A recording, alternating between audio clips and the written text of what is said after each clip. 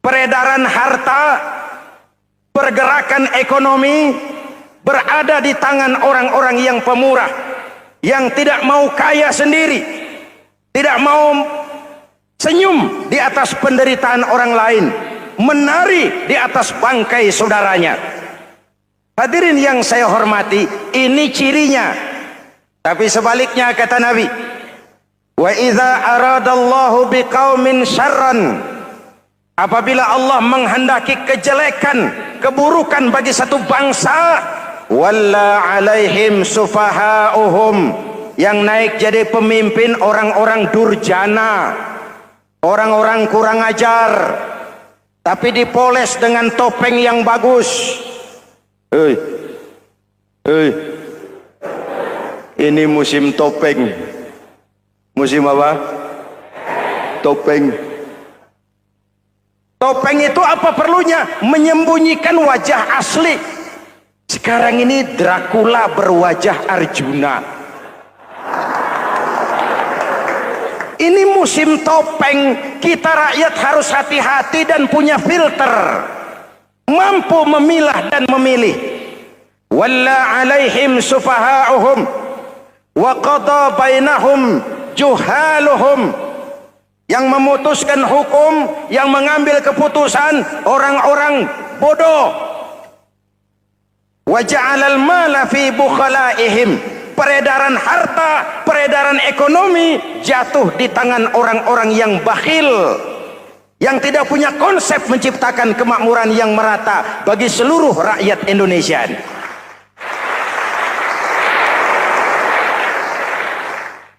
Oke, kita kembali kepada tiang. Ini kan lagi cerita tiang tadi ya. Kalau sedang berdiri, lihat tempat sujud, jangan menteleng terus ke atas. Terserang penyakit tamak bin rakus alias serakah. Nah, selesai. Anggota badan yang paling terhormat ini kepala. Ketika sujud, sama rendahnya dengan telapak kaki. Allahu Akbar, yang besar cuma Allah. Apa bedanya saya dengan saudara? Tidak ada, kecuali saya ngomong saudara dengerin. Kita sama-sama beribadah, sama-sama mencari nilai tambah di hadapan Allah. Apa saya lebih penting dari saudara? Belum tentu. Apa saya lebih hebat dari saudara? Belum tentu. Perasaan lebih penting, lebih hebat, lebih jago setan. Jelas? Ayo tundukkan kepala, dia sama rendahnya dengan telapak kaki kita. Yang besar cuma Allah. Allahu Akbar. Lalu diakhiri dengan menebarkan salam. Assalamualaikum warahmatullah. Assalamualaikum warahmatullah. Menebarkan salam, mewujudkan rasa aman, damai, bukan menimbulkan keresahan. Hadirin yang saya hormati, ini karakteristik kita. Selesai sholat, kembali ke masyarakat, ajaran salam diterjemahkan. Apa? Rasulullah sallallahu alaihi wasallam bersabda, "Ufsus salam, wasilul arham, wa at'imut ta'am, wa sallu bil laili wan nasu niyam, tadkhulul jannata bisalam." Pertama, ufsus salam, tebarkan salam. Tebarkan salam itu bukan cuma kalau ketemu orang assalamualaikum, assalamualaikum. Iya, itu zahirnya. Tetapi hidup di tengah masyarakat memberikan rasa aman, rasa damai, menjadi pengayom bagi lingkungan, menjadi rahmah bagi semesta. Dalam Islam jangankan manusia, binatang saja dilindungi kok. Betul? Betul? Coba kalau belajar istinja itu kan makruh buang air kecil di tanah yang berlubang. Kenapa? Pertama, melindungi binatang yang ada dalam lubang.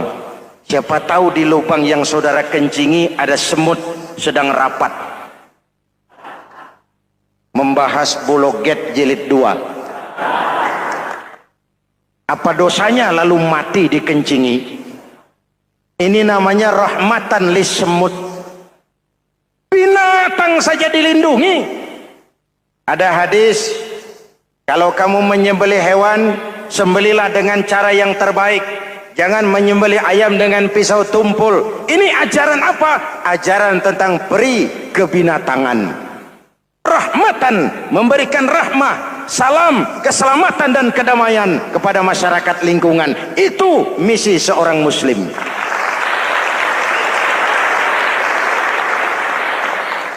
Hadirin hadirat ma'asyiral muslimin yang saya cintai, saya kembali kepada pesan Nabi tadi itu. Pertama, ufsus salam, sebarkan salam. Sekarang ini kan yang banyak sebarkan isu, sebarkan fitnah, hancurkan nama baik orang, hantam orang di mana-mana. Padahal yang diajarkan ufsus salam, sebarkan perdamaian, bukan permusuhan. Cari kebenaran, bukan kemenangan. Lalu yang kedua, wasilul arham, sambungkan silaturahmi, tegakkan semangat kekeluargaan dan persaudaraan. Karena kita sudah diikat dengan tali akidah. Mari kita saling bertanya setelah lewat hari-hari yang dimana kita seperti saling berhadapan, seperti tercabut dari akar budaya kita sebagai bangsa. Semangat gotong royong, semangat kekeluargaan makin lentur dan luntur, dan perlu kita angkat kembali ke permukaan. Silul arham, sambungkan semangat silaturahmi. Wa at'imut ta'am, berikan makan orang-orang yang kelaparan, mempunyai kepekaan dan kepedulian. Jangan menari di atas penderitaan orang, jangan tersenyum di atas isak tangis tetangga. At'imut ta'am, mempunyai kepedulian yang tinggi. Wa sallu bil laili wan nasu niyam, bangunlah di keheningan malam ketika orang sedang tidur. Istilah saya, kalau mau telepon Allah, jangan lupa nomor teleponnya, 44342, jumlahnya 17. Zuhur, asar, maghrib, isya, subuh, 44342. Jangan ragu-ragu. Kalau angka cukup, telepon sambung. Kalau angka kurang, hati-hati salah sambung. Pak, mau sambung yang lebih cepat bagaimana? Bisa. Selain nomor itu, coba pakai sambungan langsung jarak jauh. Namanya SLJJ.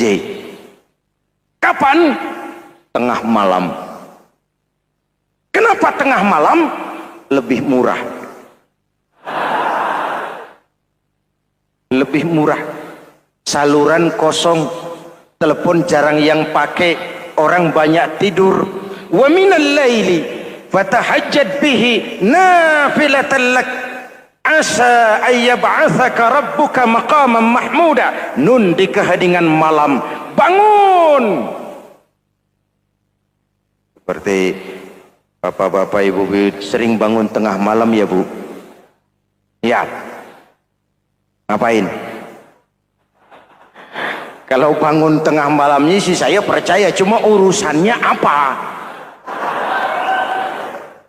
Kira bangun tengah malam mau tahajud, malaikat sudah mau nulis, cuma buang air kecil, tidur lagi.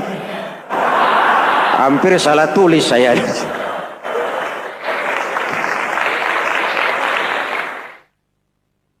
Baik, fondasi sudah Pak, tiang siap. Lalu apa lagi? Nah, rumah itu supaya ada batas, perlu pagar, dinding, tembok. Yang jadi batas, dinding, tembok, puasa. Asyamu junnatun, puasa adalah dinding, benteng yang menyelamatkan manusia jangan sampai menyentuh wilayah lain. Ada batas-batas dan norma yang diindahkan. Selesai tembok, dinding, selesai. Pagar, selesai. Lah rumah itu supaya bersih kan harus ada kamar mandi, jendela, pintu yang fungsinya membersihkan zakat. Kalau dia zakatul mal, dia bersihkan harta kita. Kalau dia zakatul fitrah, dia bersihkan jiwa kita. Kalau dia zakatul tijarah, dia bersihkan bisnis kita. Kalau dia zakatul ma'adin, dia bersihkan barang tambang kita. Karena itu dalam kitab-kitab fikih dikatakan zakat itu adalah harta yang tu'khazu min aghniyaihim wa turaddu ila fuqaraihim. Jikalau kuat fondasi, aman bangunan. Jikalau rapuh fondasi, lentur dan luntur bangunan. Maka kuat atau tidak kuatnya bangunan Islam kita bergantung kepada keyakinan dasar tadi, fondasi. Saya bersaksi tidak ada Tuhan selain Allah, artinya saya tidak akan menyembah kecuali hanya kepada Allah. Orang yang benar fondasinya beres sujudnya. Kalau saya yakin tidak ada Tuhan selain Allah, saya tidak akan minta rezeki kecuali hanya kepada Allah. Orang yang benar fondasinya, giat bekerjanya, jauh dari tipu menipu, jauh dari renten, jauh dari riba, jauh dari korupsi, jauh dari judi. Keyakinan memberikan warna terhadap bentuk kepribadian. Kalau saya yakin tidak ada Tuhan selain Allah, saya tidak akan pernah takut kecuali hanya kepada Allah. Saya tidak akan melarikan persoalan kecuali hanya kepada Allah. Saya tidak akan menggantungkan hidup kecuali hanya kepada Allah. Saya tidak akan minta tolong kecuali hanya kepada Allah. Meresap ke dalam jiwa. Untuk keyakinan seperti ini, orang-orang tua kita dahulu berlinang air mata, bersimbah darah, bahkan berkorban nyawa, melaksanakan hijrah untuk mempertahankan keyakinan. Ini intan paling mahal dan ini mutiara paling berharga. Zaman boleh berubah, tapi pondasi tidak boleh goyah. Masa boleh berganti, tapi pondasi jangan sampai mati. Karena iman kita hidup, untuk iman kita berjuang, dan dalam iman kita ingin kembali menghadap Allah Subhanahu. Masih ingat cerita tentang Bilal? Masih? Mengulang kaji saja. Bilal itu budak sahaya. Ketika masuk Islam dipanggil oleh majikannya. Bilal, iya bos. Saya dengar kamu masuk Islam ya? Iya bos. Kok berani-beraninya kamu masuk Islam? Memangnya kamu budak siapa Bilal? Ya budak bos. Bos. Kamu kerja sama siapa? Sama bos. Bos. Yang gaji kamu siapa? Ya bos. Nah, kamu kan ngerti Bilal, kamu budak saya, kamu kerja dengan saya, yang gaji kamu saya, yang beri makan saya. Kenapa? Kok beraninya masuk Islam padahal kamu belum saya kasih izin? Bos, bos boleh beli badan saya, tapi jangan mimpi bisa membeli jiwa saya.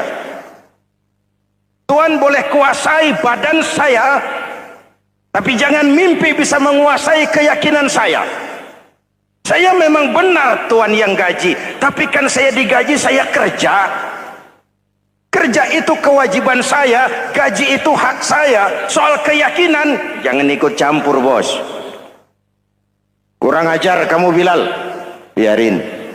Bilal, begini saja. Kalau kau mau meninggalkan keyakinanmu, meninggalkan Allah Tuhanmu, kau akan kami merdekakan. Tapi kalau kau tetap dalam keyakinanmu, kamu akan saya siksa sampai mati. Bagaimana? Jangan mimpi bos. Lebih baik mati berkalang tanah daripada hidup bercermin bangkai.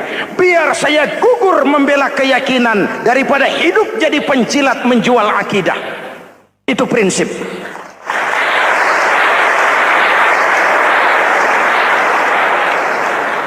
Gendeng kamu. Ayo siksa. Tangannya diikat, dihimpit dengan batu berat, dijemur dengan terik matahari padang pasir, terkelupas kulitnya, mengalir darah dari sekujur badannya, pecah bibirnya. Ayo Bilal, tetap bertuhan Allah dan kau akan mati di sini. atau kembali ke agama lama, kau jadi merdeka. Dari bibir yang pecah itu cuma keluar Allahu Ahad. Bilal budak badannya, merdeka jiwanya, maka namanya ditulis dengan tinta emas dalam sejarah. Kita zaman sekarang merdeka badan kita, tapi sering budak mental dan jiwa kita, maka sejarah tidak pernah mau mencatat kita.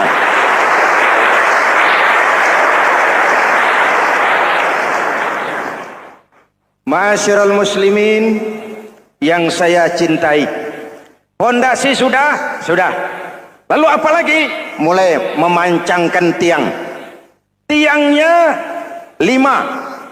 Ada tiang namanya zuhur, asar, maghrib, subuh, isya. Tetapi agar bangunan menjadi kuat, ada tiang-tiang tambahan. Namanya rawatib dan nawafil. Rawatib itu ba'diyah atau qobliyah, nawafil itu di luar itu. Agar bangunan menjadi kuat, dibentuk pribadi lewat solat. Apa filsafatnya? Pertama, solat itu simbol penyerahan total kepada Allah. Kita ini sudah kontrak. Innallaha astara minal mu'minina anfusahum wa amwalahum bi anna lahumul jannah. Allah telah membeli dari orang-orang mukmin diri mereka, harta mereka, bagi mereka adalah surga. Penjual kita orang beriman, pembeli Allah, dagangannya amwal dan anfus, harganya adalah surga. Jelas? Penyerahan total itu dimulai dengan takbiratul ihram. Shalli fardal isya, Allahu akbar. Arahkan mata ke tempat kita sujud. Jangan lupa kalau sudah di atas, lupa dengan yang di bawah. Sudah jadi genteng, petatang peteteng di atas. Lalu bilang, merasa capek sendiri, kata genteng kepada tiang. Tiang, kamu sih enak, kata genteng. Saya setengah mati di atas. Kehujanan, kepanasan, kadang-kadang anak-anak nakal saya disambitin. Kata tiang, saudara genteng, ngomong jangan sembarangan ya. Kamu kira kamu bisa nongkrong dan nangkring di atas, itu gara-gara siapa genteng? Kan saya yang sokong dari bawah. Kamu jadi pejabat tinggi, jadi anggota ini, anggota itu. Kami rakyat yang angkat. Jangan sudah di atas kami ditekan. Jangan agama dijadikan topeng untuk kepentingan pribadi. Berpolitik untuk kepentingan agama, ayo. Tapi menjual agama untuk kepentingan politik, itu yang merusak agama.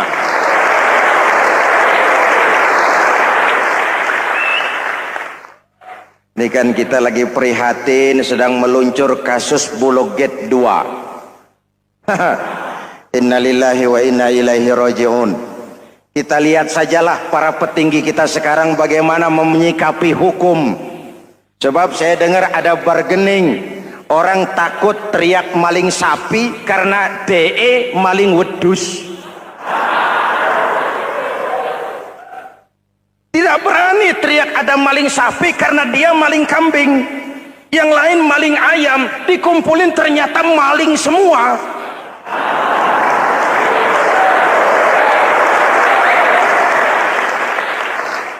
Hadirin yang saya hormati, ini melukai rasa keadilan. Oleh karena itu, sholat mengajarkan kepada kita, dalam posisi berdiri, lihat tempat sujudmu. Jangan menteleng terus ke atas, lalu lupa dari mana kita berangkat. Itulah maknanya tawadhu, rendah hati, tidak melonjak angku dan sombong. Ada sebuah hadis Rasulullah bersabda, "Idza aradallahu biqaumin khairan." Apabila Allah menginginkan kebaikan kepada satu bangsa, apabila Allah menginginkan kebaikan kepada satu kelompok rakyat, walla alaihim khulama'uhum, maka yang naik jadi pemimpin adalah orang-orang yang santun, orang-orang yang lemah lembut, bukan orang yang menggunakan kekerasan dan tiran. Sedikit-sedikit main pecat, itu terlambat lahir. mestinya lahir di zaman Hitler, mestinya lahir di zaman Benito Mussolini, atau kalau mau lebih klasik lagi di zaman Fir'aun. Kalau Allah menginginkan kebaikan kepada satu masyarakat, satu bangsa, satu negara, naiklah orang